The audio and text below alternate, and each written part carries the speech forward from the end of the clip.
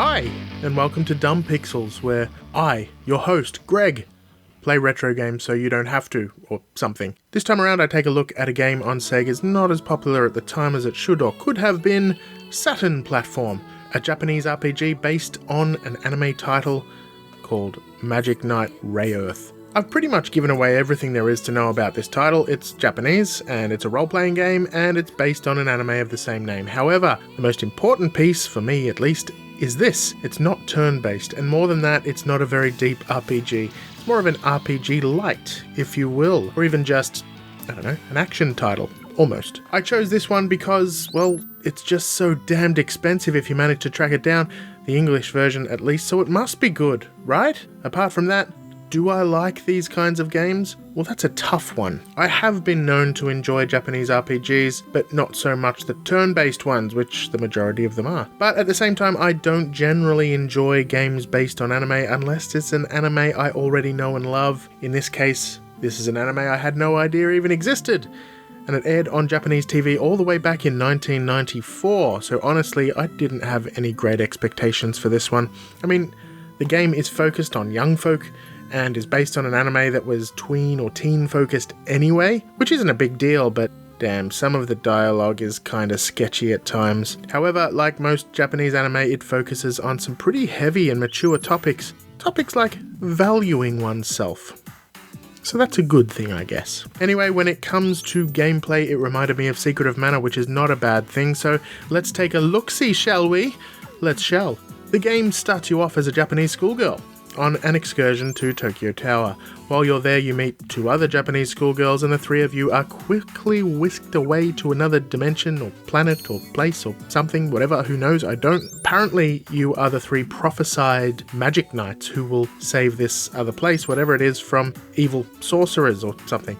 I guess it pays to pay attention to stories, but honestly, while it is pretty generic, it works. The girls argue between themselves, they have very different personalities, and all of this adds to the realism and, of course, to the story as a whole. Within this new world, the three are eventually given weapons and magical abilities, and I say eventually because the cutscenes...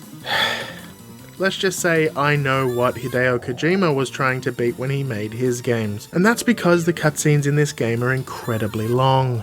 And it plays that same stupid game that some devs play. Here, control the characters for 10 seconds while you walk from the bottom of the screen to the top, and then watch another long cutscene. I hate that.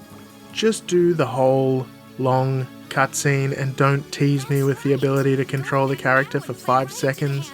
Impressively though, and to its credit, the cutscenes contain scenes from the anime as well as in-game engine, but don't expect it to be smooth transitions like we see in modern times. This was the 90s after all. In fact, this was really right around the height of the move to 3D, so it's kind of impressive that the devs stuck to isometric 2D. It may also be why the game didn't do so well.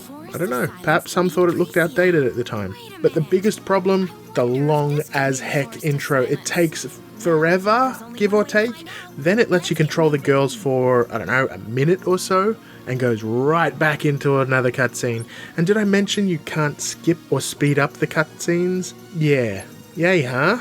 Well, okay, I lied.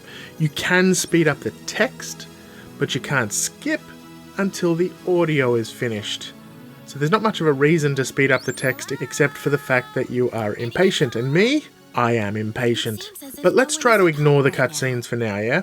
In reality, they do a pretty good job of setting the game up and pushing you off on its journey, so that's a win, I guess. I just wish they were shorter, or skippable, or speed-upable, if that's the term. Honestly, the game still plays pretty well. Sprite collision is friggin' terrible, though. It took me quite a while to get used to the battle mechanics, but it got much better when I did. I guess, in a way, it's kind of realistic. Young girls wouldn't really know how to wield a sword anyway, so it would take them time to learn, I guess. But this is a game. I really wish it wasn't so harsh. You take control of one of the three girls, with the other two following behind, and you can switch behind them at the press of a button. Each uses a slightly different weapon, and they have different magic abilities. Umi, with the blue hair, stabs with her foil and uses water magic. Hikaru, with the deep red hair, slashes with her sword and uses fire magic. And Fu, with the orange-red hair, fires a bow and arrow and uses wind and healing magic. So there's both good balance and good reason to switch between each of the girls.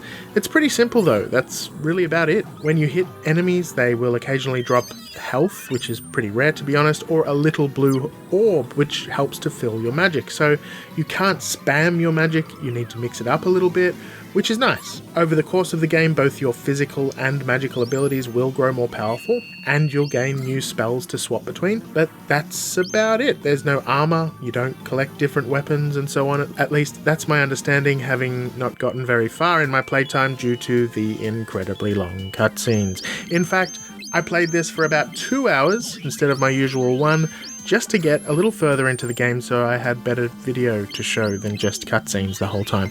So where did this game come from? Well, the 90s was the golden age for Japanese RPGs, and there were a huge number of titles that came before and many, many more that came after.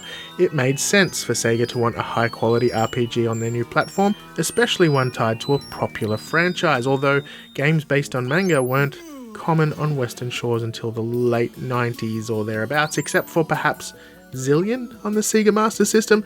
I'm sure there were others.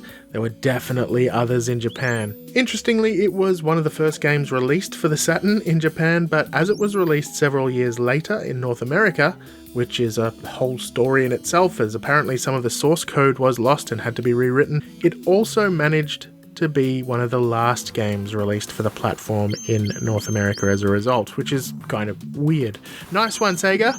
The game reviewed fairly well at the time of release, but since then is actually considered one of the best RPGs on the Saturn, which makes it really well sought after indeed, and as I mentioned earlier, incredibly expensive if you do manage to find a copy. But this only applies to the English version, so if you can speak Japanese.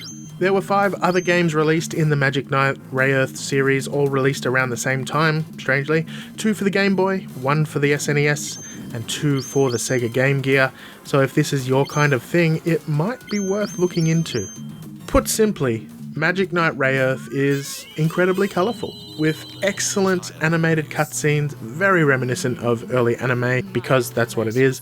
There's lots of voice acting as well, which is possibly taken from the anime, and hilariously overacted as usual. This only adds to it in my opinion. Overacting was a staple of 90s anime and arguably still is. In the end, it's a pretty simple game, but what it does well. Plus, it's super fun to play, which is pretty key. Will I keep playing it? I think yes, to be honest. I'd like to see where the story goes, at least until I get bored. It is fun, but I don't see myself really finishing it. I'm just being real. That's me. Sadly though, I'm not really sure we'll ever see a re-release of the game. Perhaps the best we can hope for is for it to be made available on Nintendo's Switch Online platform, if it ever gets Saturn games, or even something like Antstream, because the only other way to play this one is to get your hands on a physical copy, which isn't an option available to many. Anyway, that about wraps things up for this episode. Come back next week, same bat time, same bat channel for another Retrospective. Let's play all the games.